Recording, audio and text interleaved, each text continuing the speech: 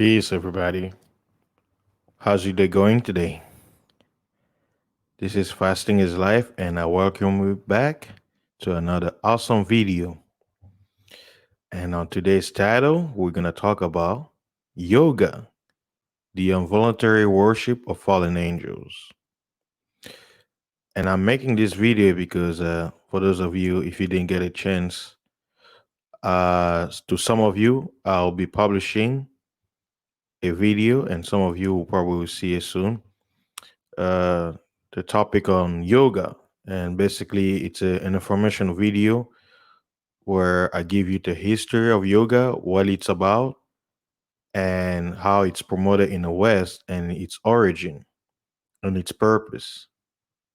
So on that video I made, it's about an hour long because there's so much to dive into, and I was cutting edges where I was showing different pictures and stuff like that. But I'll say the first 40 minutes of the video, I focus more on the history, what's behind the teachings that some people may be ignorant of, and I dived in deep to basically show you the truth about yoga and in correlation with scriptures. And then that's why I'm choosing to have this actual video where I'm gonna break down according to the scriptures that tells you why I came to the conclusion that yoga is Satanism, right? And I have different scriptures ready. And in that video, you see I have different pictures, but since I'm making this one, let me show you some of the pictures that you can have an idea of what I cover about, showing you the different position of yoga, right? So you're gonna have an idea. And I basically explain in that video that yoga is the worship of fallen angels, and then those positions that they make you do is in honor of those gods, those Nephilim. And some people may not be aware of it, so they just do it, not knowing, right, what it's about. So let me remove the banner and then kind of show you the images of the gods that the people make their poses in alignment with. A lot of people, they love being in ignorance so that, they're without excuse. But hey, that's not how the reality of this world works. Even when you do things in ignorance, you're participating in a ritual unaware. So yeah.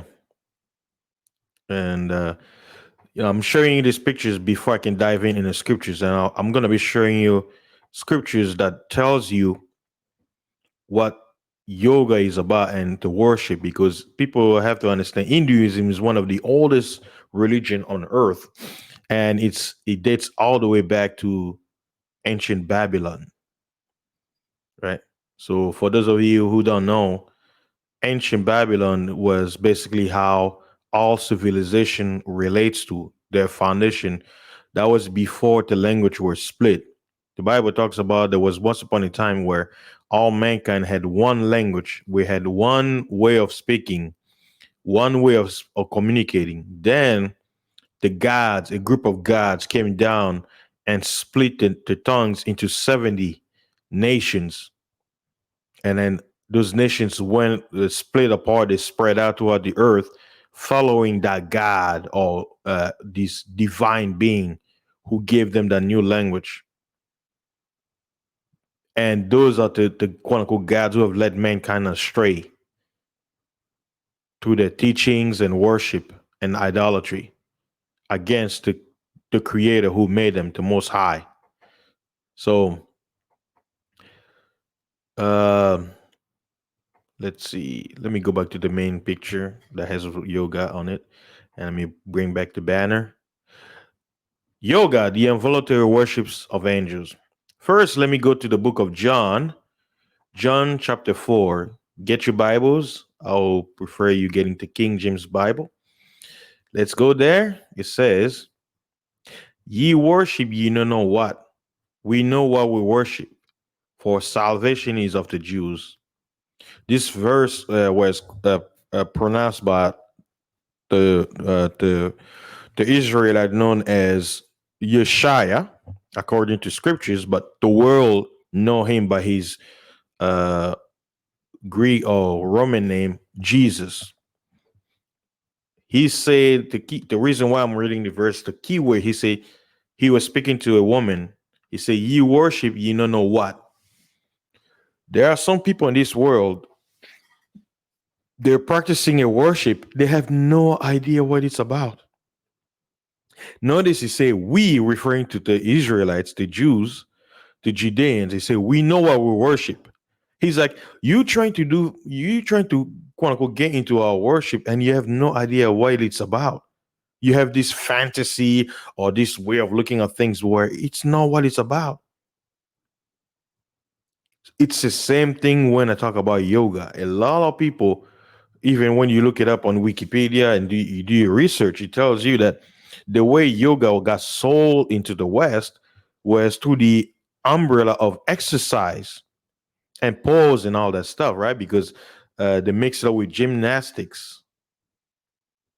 But to a person from the East, right, from India, who is into Hinduism, when he looks at these Westerners, he be like, these guys have no idea what they're doing. You have an atheist. That's the irony. An atheist doing yoga, a person who quote unquote claim not to believe in any deity. When yoga is a worship, what did they say? Yoga is what? The union between the spirit of man with the spirit of the divine. Are you an atheist? How in the hell are you gonna be, how in the hell are you gonna be practicing a quote unquote theistic ritual as an atheist? Isn't that an oxymoron? Let me go to the next verse. Zephaniah chapter 1, verse 5. Let's read it. And them thou worship the host of heaven upon the housetops, and them that worship and that swear by the Lord, and that swear by Malcolm. Malcolm was an ancient deity, he was an ancient god that the Israelites began to worship. Or Malcolm, his other name is Moloch. So he was known by many names. The word of his name comes from the word Malak, which is ancient for king. So the Amorites was a tribe that was known to do a child sacrifice by burning the children to fire to this god Moloch or Malcolm. So it's talking about a worship of what host of heaven. Host of heaven in towards the scriptures is a term that refers to the stars. Stars are beings, are living beings, are spiritual beings. But to our physical eyes, we see them as what we call stars. That's another form they take. And you have people who worship this entity. Some of those entities are right here on earth, talking about, I'll read some verse to tell you how they came down. And people involuntarily look up in the sky and they worship these things instead of worshiping the creator of those things. They're worshiping his creation, the lesser beings. And let me go to the next verse. The book of Revelation, chapter 19, verse 10. All right, it says, and I, referring to John, because John was he was seeing a vision. And he says, and I fell at his feet. His feet here is worship, is referring to the angel that came him, angel messenger, Malak, who came to give him a message from Christ. So after seeing the events that he was seeing in his vision, John felt compelled, to worship. Notice the key word, say worship, not to honor, say worship, to worship this angel. And what did the angel say? And he say unto me, see thou doest not. I say, you better not do it. That's what he basically told me. You better not do it. I am thy fellow servant, meaning he said, I'm your fellow co-worker. We both workers. We both in the same level. Don't put me any higher than yourself. And he says, and of thy brethren that have the testimony of the Yeshaya, or they say here it says Jesus. He said, and then this angel says, worship God, worship the Most High, worship the Creator of all. For the testimony of Yeshaya is the spirit of prophecy. So we see here this, and this goes to show you that this is a righteous divine being, because this man called John felt compelled to worship this being who had this glory, who had this certain power of him. When he felt compelled to worship him, this being reminded John, he said, wait a minute, don't do what you're about to do. Worship God. Notice this being didn't say worship Jesus either. He said worship God. Worship the Most High. He said, I am that fellow servant. See, we live in a lot of people, we are mankind. We are quote unquote mortals, meaning we die. But there's something about us. We were created at the image of the Most High. This angel, this being from above, told John, he says, I am your fellow servant. We are working together. He didn't put himself above John or below him. He said, we're on the same level. We are working for a purpose. Don't worship me. I'm just like you. We are brothers. So according to the Bible is telling you, a lot of people are compelled to look at angels as these great beings. I mean, yes, they should be respected, right? They should be honored for their position, but they should not be worshipped. That's the difference. And even the Bible is showing you that even someone who believes can be compelled to worship an entity from beyond our dimension. Why? Because they're different. There's something about them, that energy will compel this earthly body to worship. But we shouldn't do that. That's what the scripture is reminding us. And that's why when I talk about yoga, that a lot of people are being compelled to do what? To worship these beings right here. To worship these beings right here. These entities, these fallen gods that the nations worship, that you're quote unquote tricked, compelled to, right? That's the sad part. All right. Let me go back to the next verse. Yeah, I save all these verses so I can show you. Revelation chapter 12, verse 7 through 9. What does it say? Verse 7. And there was war in heaven. Michael and his angels fought against the dragon, and the dragon fought and his angels. A dragon is a big serpent. And notice in some of the pictures I showed you, what does all those gods have in common? A serpent around them. Kundalini, do your research.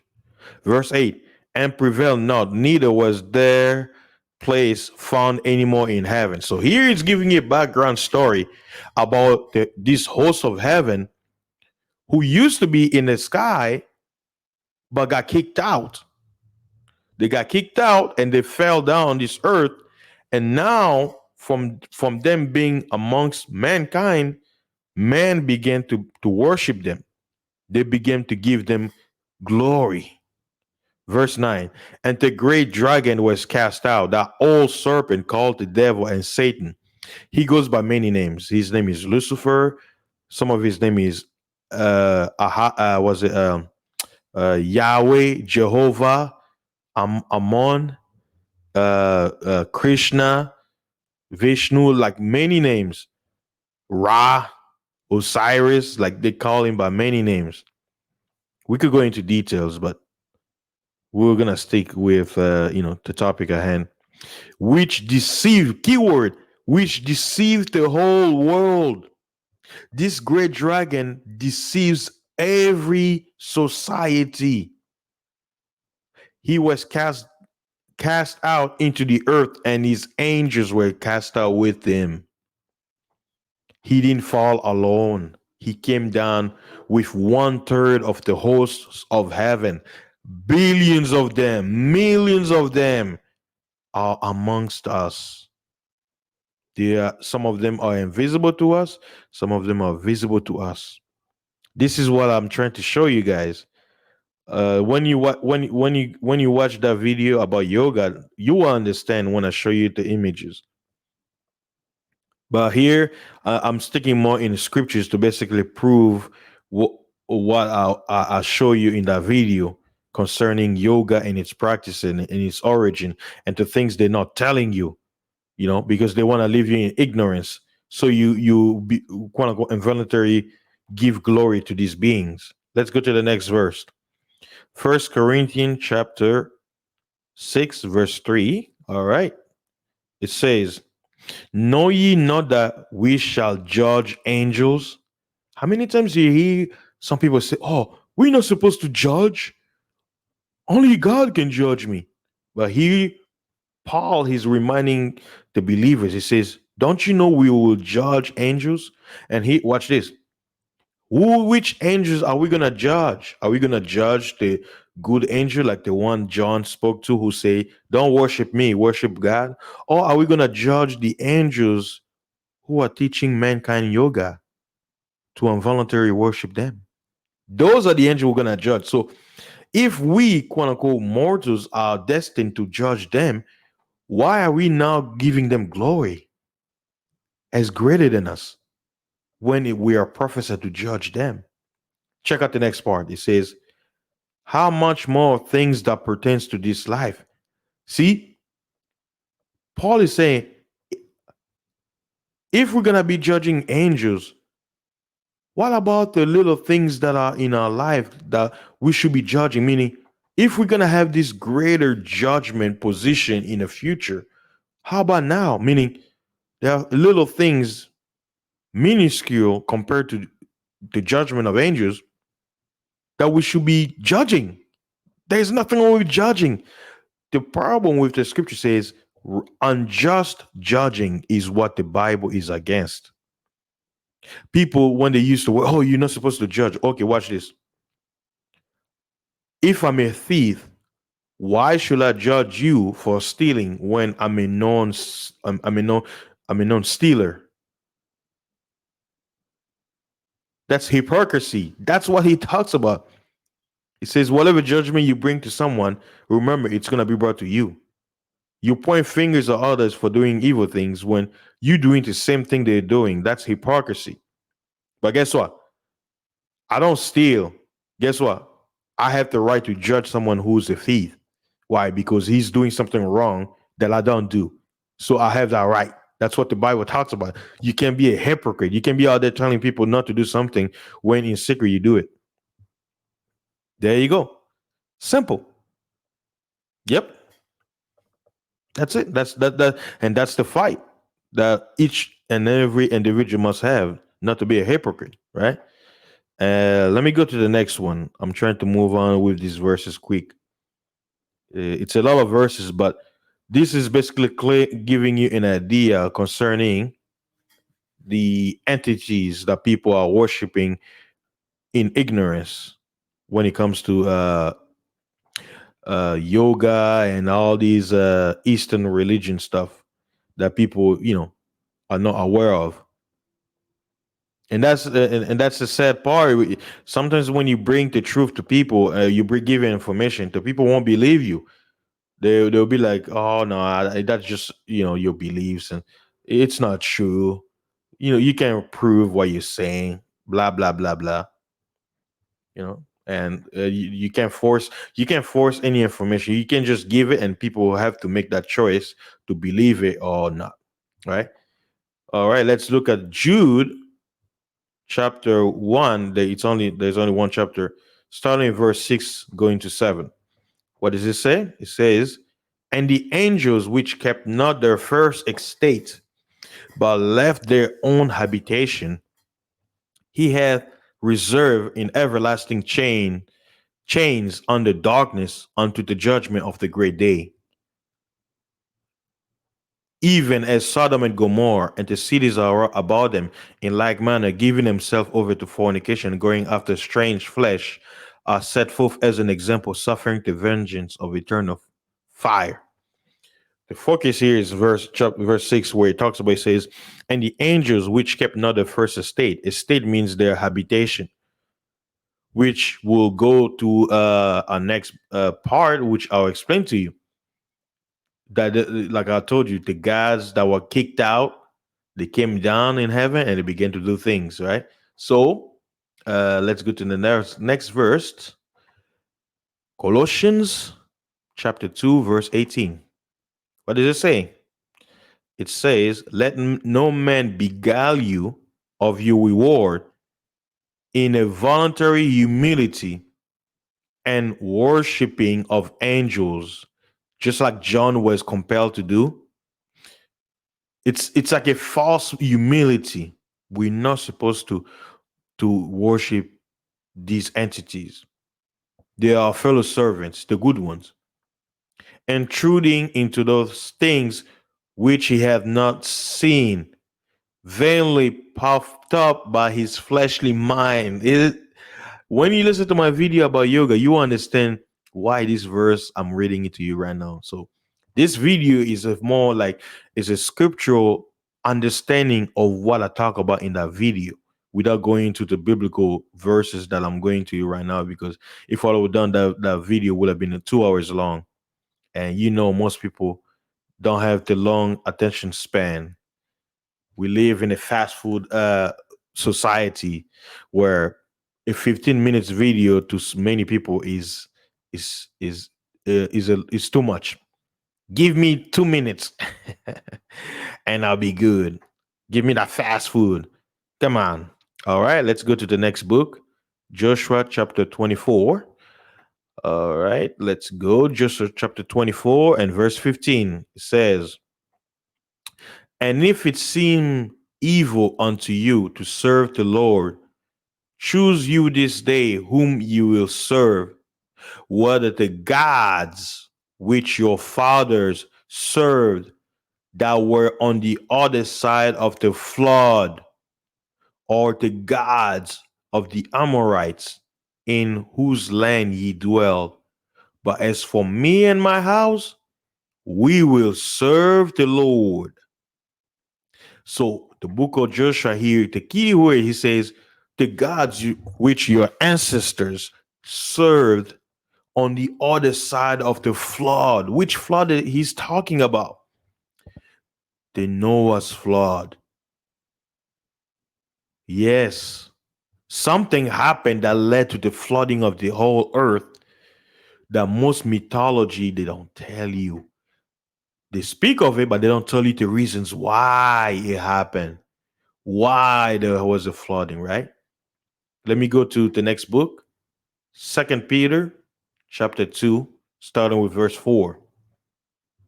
Let's read. It says, for if God spared not the angels that sin, but cast them down to hell and delivered them into chains of darkness, to be reserved into judgment, and spared not the old world, but saved Noah, the eighth person, a preacher of righteousness, bringing in the flood upon the world of the ungodly, and turning the cities of Sodom and Gomorrah into ashes, condemned them with an overthrow, making them an example unto those that after should live ungodly, and deliver just Lot, vexed with the filthy conversation of the wicked. For that righteous man dwelling among them, in seeing and hearing, vexed his righteous soul from day to day with their unlawful deeds. The Lord knoweth how to deliver the godly out of temptations, and to reserve the unjust unto the day of judgment, to be punished. Yeah. So you see, in Jude, he talked about the angels who are in chains in darkness. in what people call hell, there is a dimension below the earth where those entities are. They're buried under quote unquote famous relics like the Pyramid of Giza, the pyramids of Mexico, and different places. You don't know what's under there, do you? They're never gonna tell you. Right? All right, let's go to the next book. Um, I'll go was a Jubilee, chapter 10. And let's see. We go back to Jubilee 10. Let me go to Second Corinthians first. Second Corinthians chapter 11, verse 14 and 15. And no marvel, for Satan himself is transformed into an angel of light. Therefore, it is no great thing if his ministers also be transformed as the ministers of righteousness, whose end shall be according to their works. That's why, if you notice, the people who practice yoga, they come in a word of what? Peace, love, light. Open your mind, goodness.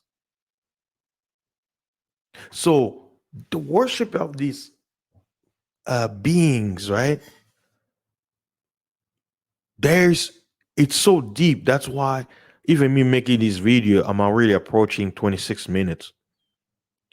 I wanted this video to be short, but you can't just shortly talk about this. You gotta go in deep. All religions are worshiping these gods. They just hiding them under different names. These spirits are real. I know a lot of people they look at spirituality as some mumbo jumbo, some imaginary thing because Western science was introduced to push atheistic belief to disregard the invisible, that the physical is affected from the invisible, which is spirituality. That's what they're trying to promote. That's the deception the Bible talks about. They can never come out in the open and say, we evil, we here to destroy you. No, that will never work because if they did that, all mankind will wake up. No, they need you to be asleep so they can deceive you. And let's go in the book of Jubilees, chapter 10, where it tells you the uh, the origins of these spirits, the Nephilim. And just to give you a background story, the story you hear about the clash of the titans, all that stuff, it's real. What happened is when these Nephilim died, because they were not created by the creator, they are a creation between the angels and the women, they mix together. Sometimes mankind, like these quote unquote gods, became females, and then man will deal with them, and that mixture will bring out what you call demigods, because they were not part of the Most High's program. When they die, their spirits cannot go where the spirits of men go in their habitation.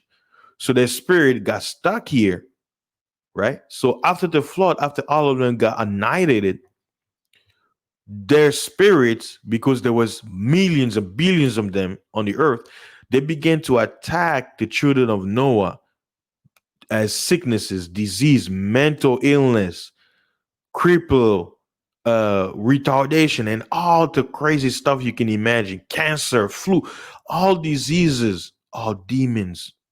So what happened is Noah went to the Most High to pray, and it's recorded. You won't find it in the book in the Bible because the book of Jubilees is one of the extra biblical texts. In the book of Jubilees, chapter 10, starting in verse 1, it says, and in the third week of this Jubilee, the unclean demons began to lead astray the children of the sons of Noah, and to make error and to destroy them. And the sons of Noah came to Noah their father, and they told him concerning the demons which were leading astray and blinding and slaying his son's son. And he prayed before the Lord his God and said, God of the spirits of all flesh, who has shown mercy unto me, and has saved me and my sons from the waters of the flood, and have not caused me to perish as thou did the sons of perditions. The sons of perdition not only included the Nephilim, meaning the children of the gods, but all of the children of man who began to worship them and follow their ways, which is mentioned in the book of Enoch, which I'll read shortly, because there's it's so deep. I can't imagine me just talking for a few minutes, and that's why I'm doing this. For thy grace has been great towards me, and great has been thy mercy to my soul. And let me go down further. It says in verse 5, and thou knowest how thy watchers, the angels, that's another name he calls them here in the book of Jubilee, the fathers of these spirits, the spirits of the dead Nephilims, acted in my day. And as for these spirits which are living, imprison them and hold them fast in the place of condemnation, and let them not bring destruction on the sons of thy servant, my God. For these are malignant and created in order to destroy, and let them not rule over the spirits of the living, for thou alone can exercise dominion over them, and let them not have dominion over the sons of the righteous from henceforth and forevermore. And the Lord our God bade us to bind all, and this is referring to the angel Raphael, and the chief of the spirits, Mastema, that's another name of Lucifer, Satan, came in and said, Lord Creator, let some of them remain before me, and let them hearken to my voice, and do all that shall say unto them. For if some of them are not left to me, I shall not be able to execute my power of my will on the sons of men. For these are for corruption and leading astray before my judgment. For great is the wickedness of the sons of men. And he said, let the 10th part of them remain before him, and let 9 parts descend into the place of condemnation.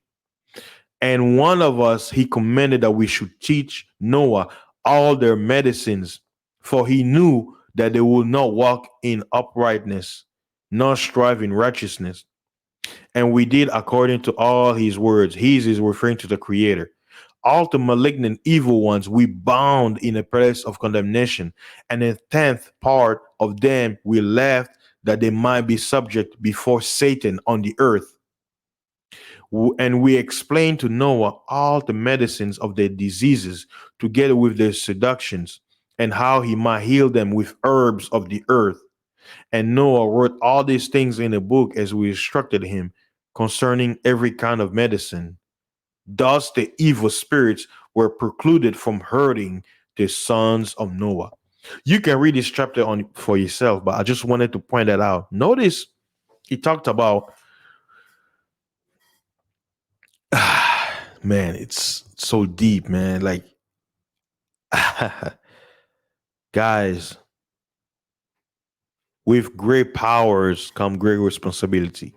With great knowledge come great wisdom. Wisdom is the application of knowledge. What you just learn, it's talking about all diseases that we watch this.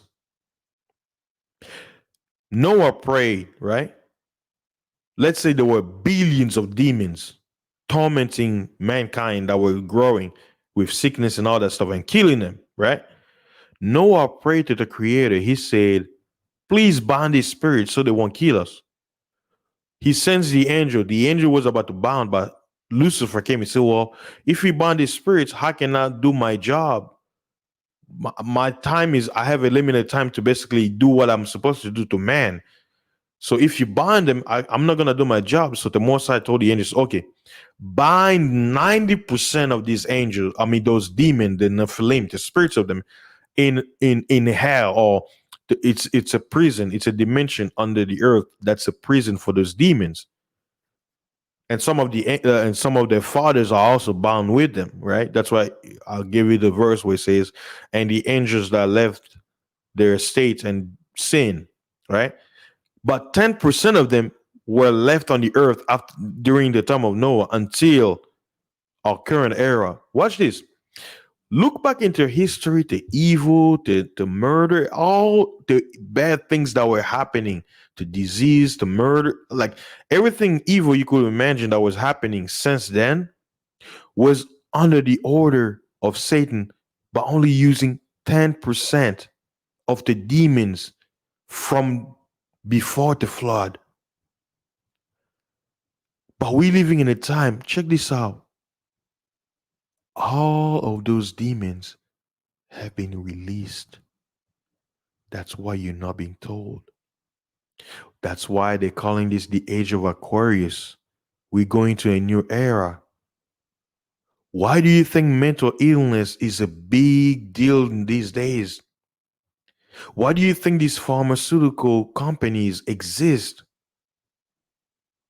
Why do you think when you take a pill, it says, "Oh, here are the side effects. This, then this, and this." You run on the list. It's because these entities are being released. What do you think CERN is? Right? Do you remember this image that was in front of CERN? What were they communicating? See, to the ignorant, they didn't understand. But to the wise, they understand what the whole thing was. It was a portal opening, trying to release them, finding what they use technology. It's not new. It's the old technology that the Nephilim were using. They were trying to communicate to this side, to those scientists, these men, quote unquote, wise men, how to come about a way to release them from their prison so they can torment mankind one last time before the judgment under the direction of Mestima or Lucifer or Yahweh. That's what it's all about. I tell you, that's why they don't want you to read the Bible. The Bible reveals you all these things. I know the Bible catch a bad rap in this society that's anti-God, anti the Most High, a higher. But do not be fooled. Everything you see happening in the world, it's because of those spirits. They have been released. They know their time is almost up, so they want to have one last hurrah before the end. And they're the ministers of Satan are worshiping them. See, you may believe these things are not real, but the people who worship these beings, they serve them with rigor, with pride, and they're relentless. You just a dumb, ignorant human who believe this doesn't exist. You think this is all a joke, a fantasy. But the people who worship these entities, they're not jokes. They're faithful to their gods. What about you? Who are you faithful to? Ignorance? Huh?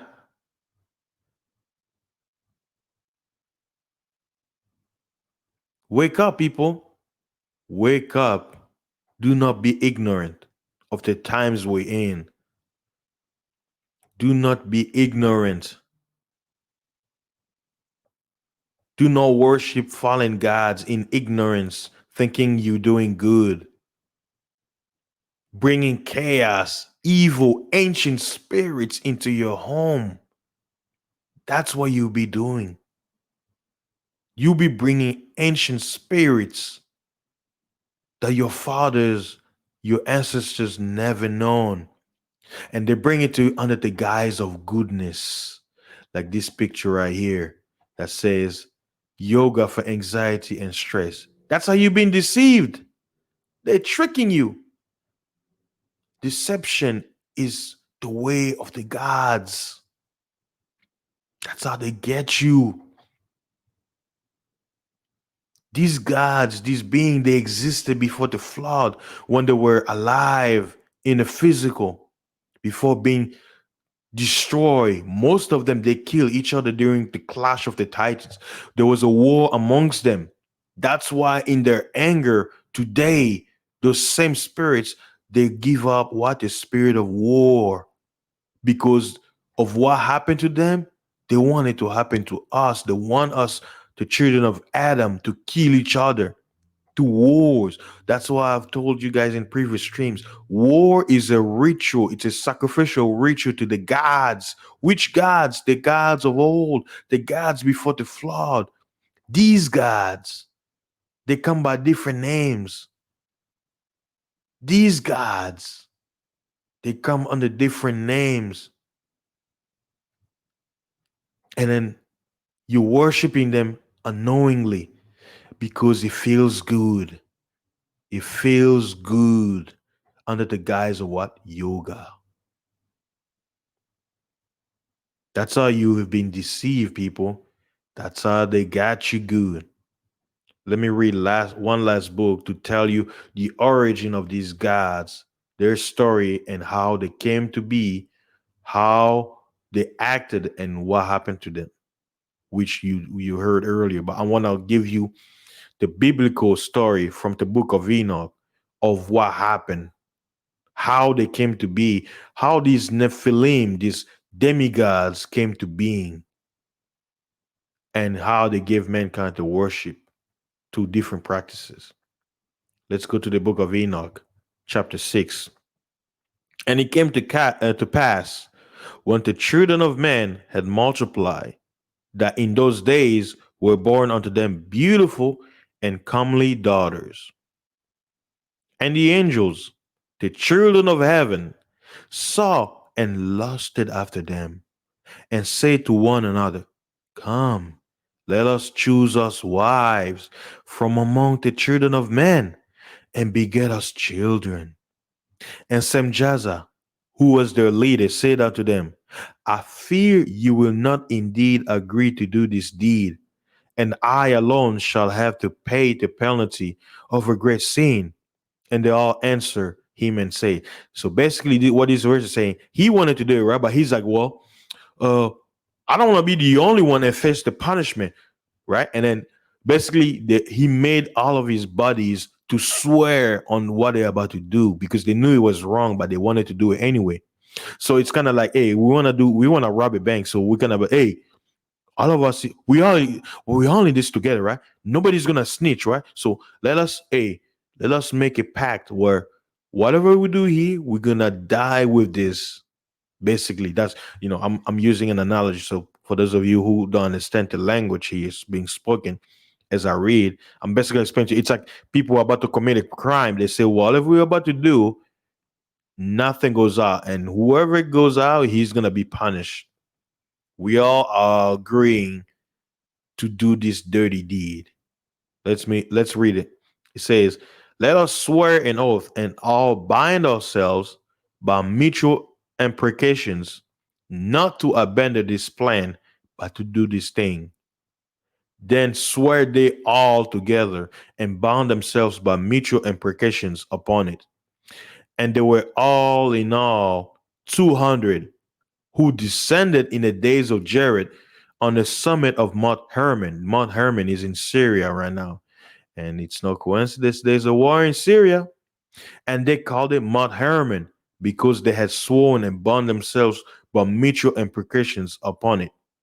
And these are the names of the leaders. I don't want to go into the name of the leaders. Like I told you, names have power. But Semjaza is the chief one. And these names, they're called differently in mythology. That's what I say most of the gods that people are worshiping, it's these gods that fell. And then it says in verse 8, these are the chiefs of tens. There you go. They're leaders. That's why I told you earlier that one God has spirits under him, meaning the children of the Nephilim. So let's go in chapter 7. And all the others together with them took unto them wives, and each chose for himself, and they began to go in unto them. Go in, wink, wink. The Bible got jokes. And to defile themselves with them. And they taught them charms and enchantments and the cutting of roots and made them acquainted with plants, splicing and all that stuff, right? But that will be another teaching. And they became pregnant. They referring to the wives they took, the children of men.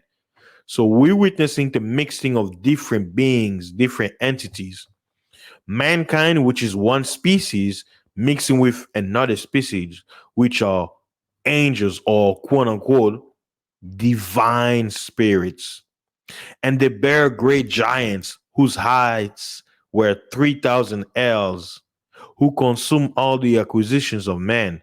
And when men could no longer sustain them, the giants turned against them and devoured mankind. And they began to sin against birds and beasts and reptiles and fish, and to devour one another's flesh and to drink the blood. And then the earth laid accusation against the lawless ones.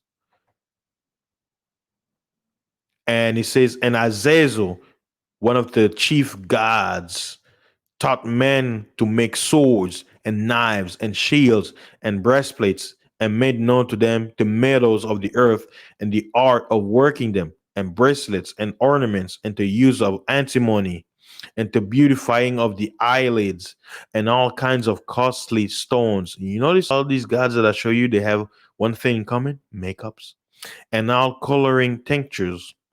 And these arose much godlessness, and they committed fornication, and they were led astray, and became corrupt in all their ways. Semjaza taught enchantments and root cuttings. Almaros, the resolving of enchantment. Barakilel taught astrology. Kokabel, the constellations. Ezekiel, the knowledge of the clouds. Arakiel, the signs of the earth. Shemziel, the signs of the sun. And Suriel, the course of the moon. And as men perish, they cry, and their cry went up to heaven.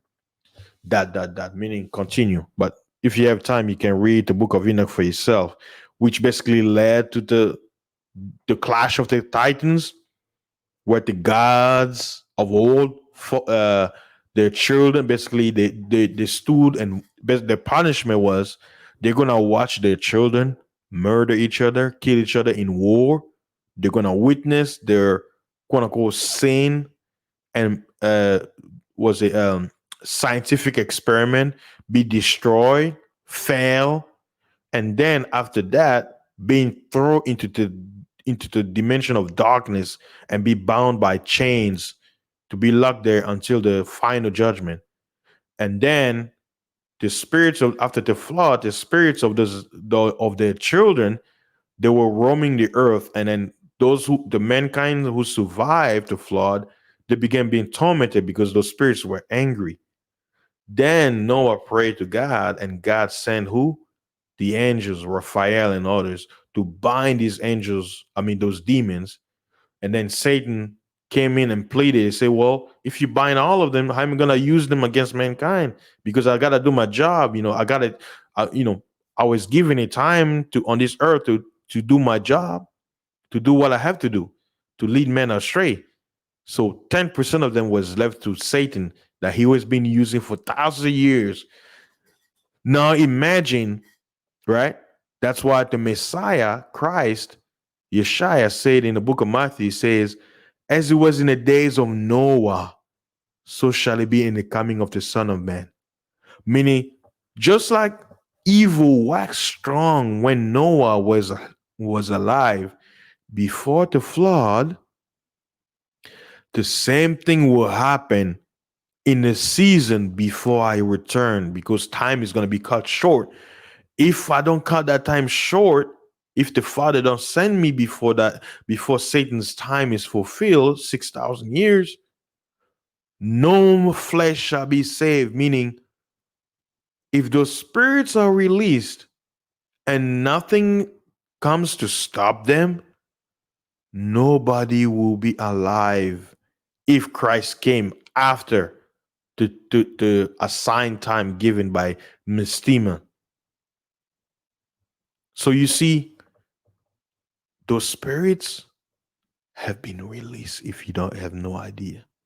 This whole thing with this world shut down, COVID and all that stuff, it's all part of the plan. But you don't have to believe me. I'm nobody.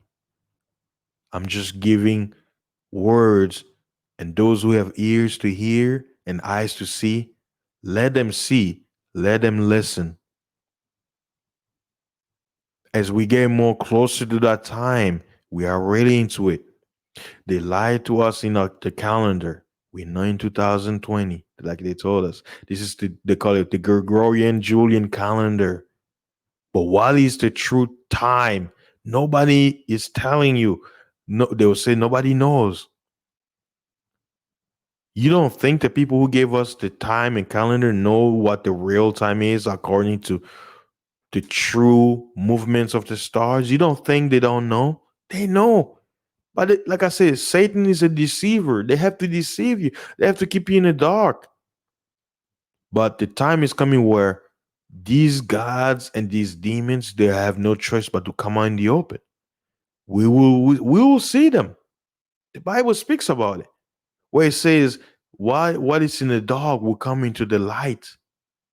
Why? To further lead men come to tell you, be like, "Hey, I'm the guy you've been worshiping all along. Here I am.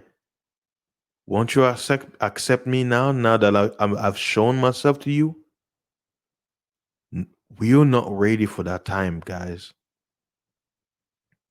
Stop being ignorant of the times we're in. Do not be deceived by the deceiver.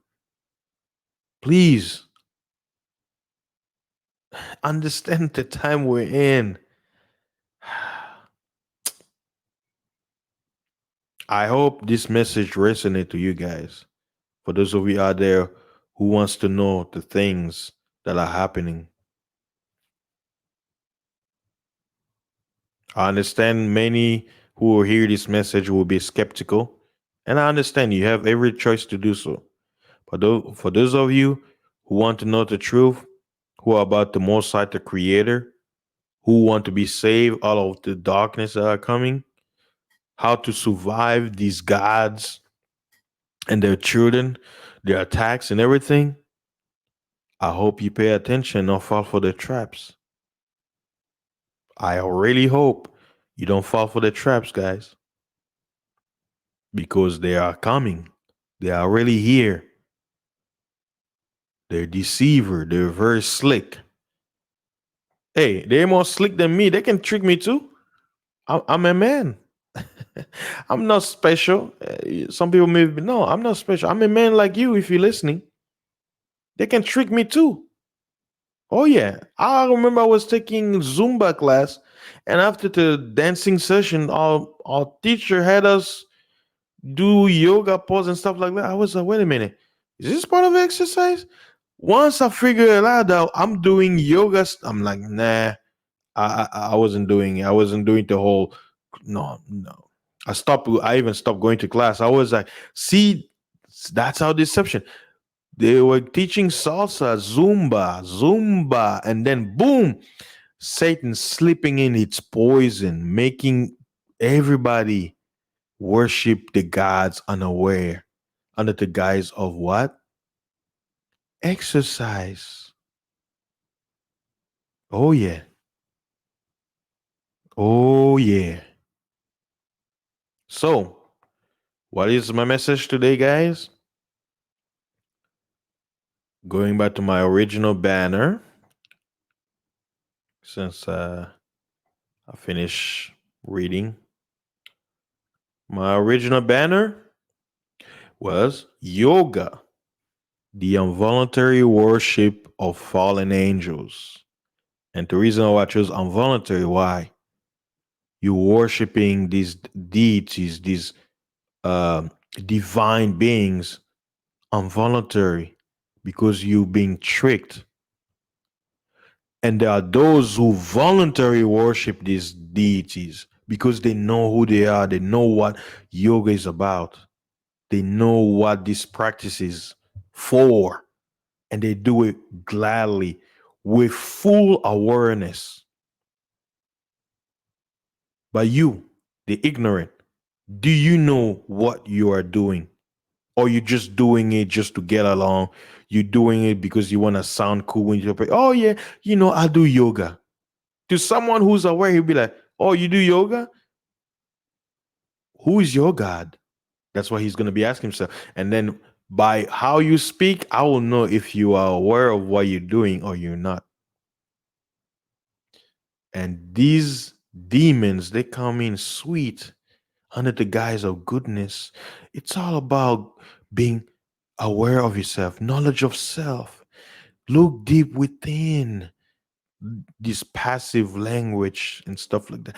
No conflict. It's all about the inner peace. Stand still.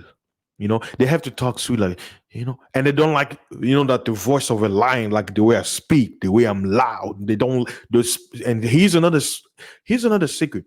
Spirits, these spirits, they're very timid. That's why you shouldn't be afraid of them. Do you know why Hollywood makes scary movies? Before I end this video, you know why they make scary movies? They want to make you feel scared of those beings. But guess what? You want to know who's really scared? Those demons are. They are scared because as a man of God, you have the power to what? To send them back to their prison. That's why they're scared. So they have to trick you to being scared of them. Don't be scared of them. They are weak. Their power lies in deception. They have no power over you unless you are deceived by them and you relegate your power to them. That's the greatest weapon. Their weapon is they have to make you scared of them into worshiping them. When you, as a man, you have why? Because you are alive. That's the greatest power you have. Being alive, you have power over them. But if you give in, you trick, you deceive, you relegate your power, that's how they gain power over you. Do not relegate your power to them. Do not do it. Do not do it. You have more power than them. And that's the secret they don't want you to know. They don't want you to know because they know if you know, you can send them back to their prison in the powerful name of the anointed Savior. The Most High is no joke. But if you want to have that power, you have to believe in Him, that He is real, that He has the power to send these beings, these worms, back to where they came from, hell, the abyss, the darkness, the other realm, the shadow realm. That's it. I think I've said enough. And hopefully, you guys will take heed and renew your mind. Before I go, guys, remember, don't be shy and click that subscribe button. Subscribe to my channel. Stay tuned for more videos. Some crazy videos are coming. I know, I know. Stay tuned. Press that bell button so that way when I upload a video or I have a pre-show, you can stay tuned. And I'm doing my best. I want to schedule some interviews with some awesome people, uh, whether it comes from sports, health, legal matters. I really want to. I really want to. I want to make my show more entertaining for you guys.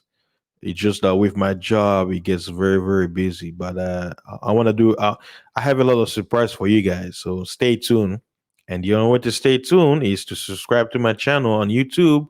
And for those of you guys out there following me in Anchor and Spotify and stuff like that, don't forget to subscribe to the RSS feed. So whenever I post something new, you'll be aware of it. So please like, share, subscribe to my channel, and stay tuned to more awesome video. All right, guys. So thanks again. I appreciate your support. Please like, share, subscribe. And those of you who feel touched by the message, hey, I do take donations. So as you can see on the screen passing below, Cash App or PayPal. I appreciate it. Doesn't matter. And I also want to thank all the individuals who surprise me from time to time with some weird message that I get my email. Hey, somebody so and so donated to you. I'm like, oh, really? Wow, I feel honored. Just getting a surprise support. So to all of you out there, I do send reply where I say thank you, but I want to use this moment personally to say thank you very much for all your support. You have no idea how motivated it is to actually get monetary support from a stranger they probably don't know, but who took their time to not only appreciate your work, but pressing that like button and subscribing, but also sending you some cash. So thank you very much, and stay tuned for more videos. Peace, and see you guys on the next video. That's right.